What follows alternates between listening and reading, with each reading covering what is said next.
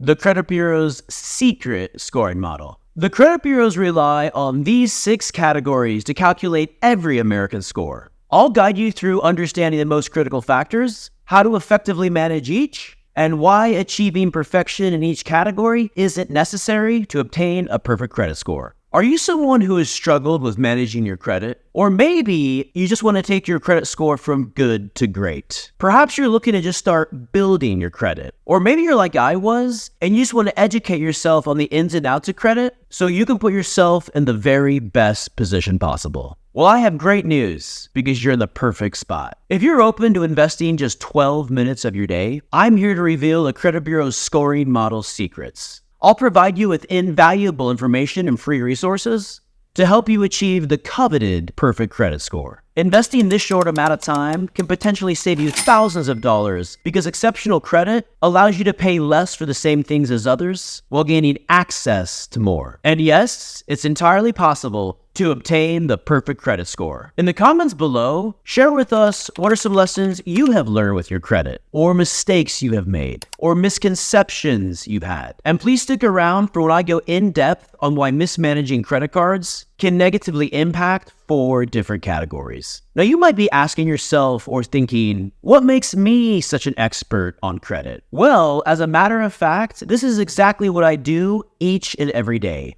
I've spent over 20 years in the banking industry, and one of my primary daily responsibilities is to review consumer credit. I've been given firsthand access on how the credit bureaus calculate their scores, and I have used that personally to achieve a score of over 800. And if you follow the 6 steps I'm going to lay out, your score will be over 800 too. Guaranteed. When you have an 800 plus score, you get more access and pay less. Now let's jump right in. The most important factor in the credit bureau scoring model is payment history. Surprisingly, despite its significance, this category accounts for only 40% of your overall score. It's essential to emphasize this because many people mistakenly believe that payment history and credit inquiries alone comprise 100% of their score. Although these elements hold tremendous importance, there's a multitude of other factors and considerations that significantly contribute to your overall credit assessment. A widespread misconception about credit involves the definition of late payments. Surprisingly, a payment isn't deemed late by the credit bureaus until it surpasses the 30-day mark from the due date. That's right. If your mortgage, auto loan, or credit card payment is due on the 1st of the month,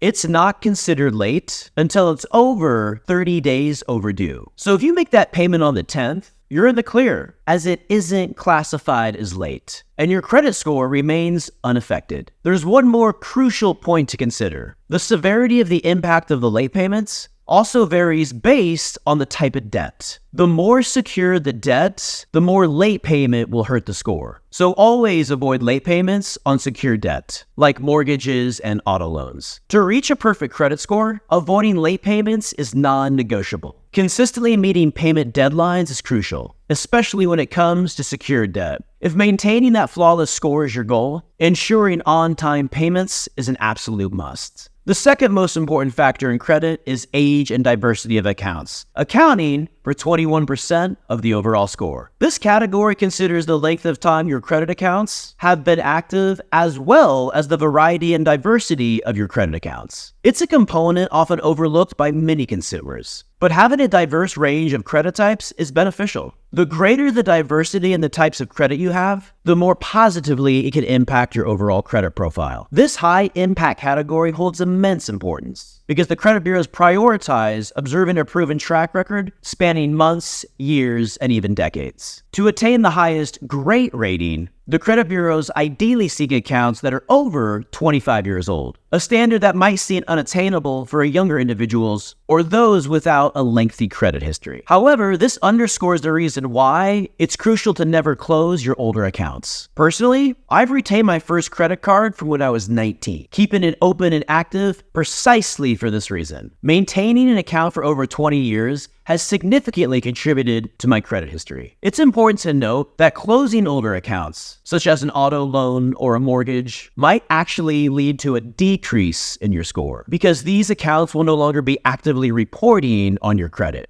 An essential tip to remember is that you don't necessarily need the best rating in each factor to achieve a perfect score. Even if my oldest account doesn't qualify for the highest grade, my score still remains above 800, highlighting that a perfect score doesn't demand perfection in every individual factor. So you can still have a perfect credit score without being perfect in each category. The second component within this category revolves around the diversity of accounts, and it's often misunderstood by consumers. The type of credit or debt you possess significantly matters. The credit bureaus emphasize this because they want to gauge your ability to responsibly manage various types of credit as intended. Here's my approach to managing this category effectively. Firstly, I'm selective about my credit cards. I maintain 3 or 4 outstanding credit cards that offer exceptional consumer protection and impressive rewards. I steer clear of in-store charge cards because the credit cards I possess provide superior benefits and the flexibility to be used anywhere. Secondly, I prioritize understanding the age of each account. Once an account hits the 8-year mark, I refrain from closing it, recognizing the value of maintaining a longer credit history for better credit scoring. I also make sure to incorporate diverse credit tools into my overall credit portfolio so I can demonstrate that I have the discipline and skills to manage them appropriately. In summary, prioritize keeping your older accounts open and active while mastering the management of various credit types.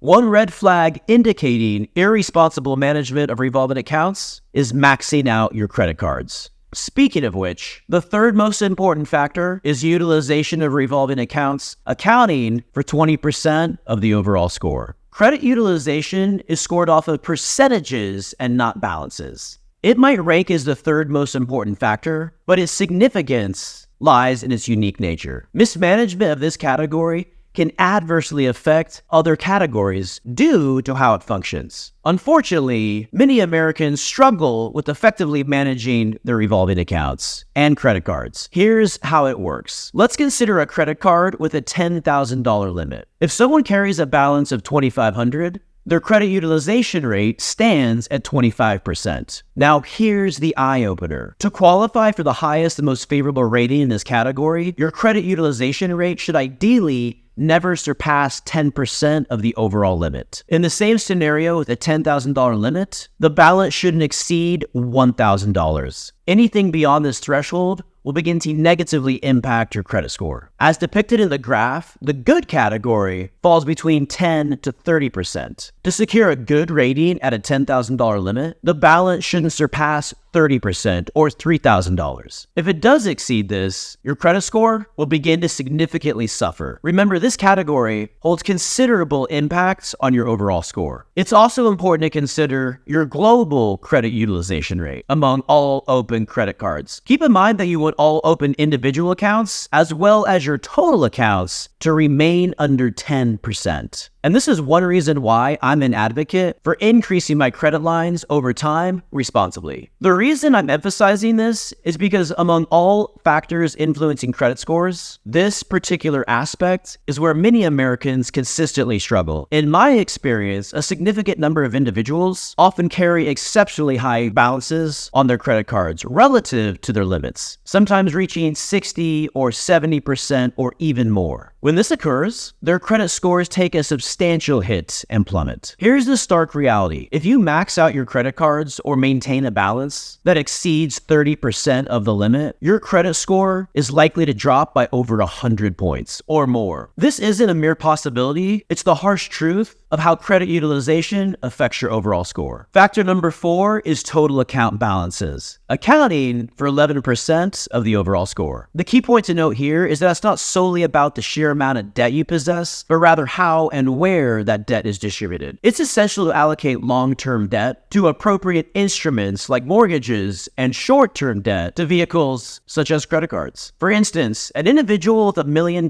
mortgage won't necessarily be penalized for having more debt compared to a homeowner with a $250,000 mortgage. In both scenarios, the debt is categorized correctly in a long-term debt instrument, specifically the mortgage. Therefore, the assessment focuses more on the nature of the debt and its alignment with the appropriate debt instruments rather than just the total amount. Once again, Americans face challenges in this category, especially concerning credit cards. Carrying a substantial balance on a credit card not only negatively impacts your credit utilization, as mentioned earlier, but it also adversely affects the account balances category. This happens because credit cards are classified as revolving accounts, designed to be paid off monthly. Failing to clear these balances each month results in repercussions impacting both the credit utilization and the account balances category. The interest rates on credit cards, typically ranging from 20 to 30%, underscore this nature. The takeaway lesson here is to allocate long-term debts to long-term fixed-rate debt instruments, such as mortgages, while reserving short-term debt for credit instruments that are intended to be paid in full monthly. It's essential to not place long or medium-term debt on short-term debt instruments to maintain a healthy credit account balance. In other words, if your credit card balance rolls over each month, your score is going to take a second hit. Hey friends, if you are getting any value from this video, please hit that like button. And if financial literacy is something you want to learn more about, or if you want to share what you have learned and what you are doing, I'd like to extend you an invitation to join our community by subscribing. Remember, financial literacy isn't taught and it isn't valued in our education system at all. So it's up to us to learn, to grow, to share, and to build together. So please subscribe, join this community, and share this video. I want to hear from you. Your voice matters. Now let's get back to the video. Factor number 5 is credit inquiries, responsible for 5% of the overall score. Interestingly, this might just be my favorite category due to the colossal misconception surrounding it. It's amusing because Americans are incredibly cautious about having their credit pulled, believing it will hurt their score. Yet they seem unconcerned about maxing out their credit cards and don't always make their payments on time, which actually will severely impact their scores. Yes, you heard that right. Credit inquiries only account for a mere 5% of the overall credit score. The impact of this category is truly minuscule when compared to the significant impact of other factors. As a mortgage banker, I encounter numerous prospective homebuyers who fear having their credit pulled multiple times. And it's a misconception I encounter frequently. There are a few important reasons why this fear is largely unfounded. Firstly, when consumers are shopping around for a home and have their credit pulled by various banks, it's entirely acceptable. In fact, if these credit inquiries occur within a 14-day window, they're consolidated and count as a single inquiry. This tells the credit bureaus that you're actively seeking the best possible deal and responsibly shopping around, a behavior generally considered positive and responsible. Secondly, if you possess excellent credit resulting from years or decades of responsible financial behavior, it's essential to leverage it when needed. Don't hesitate to put your credit to work and explore multiple options to secure the best possible deal. After all, that's the whole point of having excellent credit. Our final factor, and yes, the least impactful, is available credit, accounting for just 3% of the overall credit score. This factor essentially examines how much credit you have available but aren't currently utilizing. As previously mentioned, mismanaging your credit cards can have adverse effects across multiple categories. And this factor is another example of just that. Well, that's a wrap. And until next time, this is Benjamin Adams with American Money 101.